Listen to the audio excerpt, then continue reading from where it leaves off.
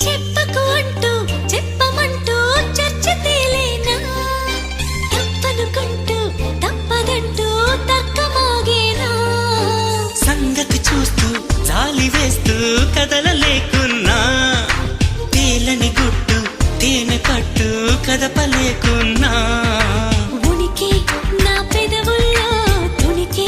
తడి పిలుపేదో నాకే సరిగా ఇంకా తెలియకున్నది తనలు తను ఏదేదో కొణిగి ఆ కబురేదో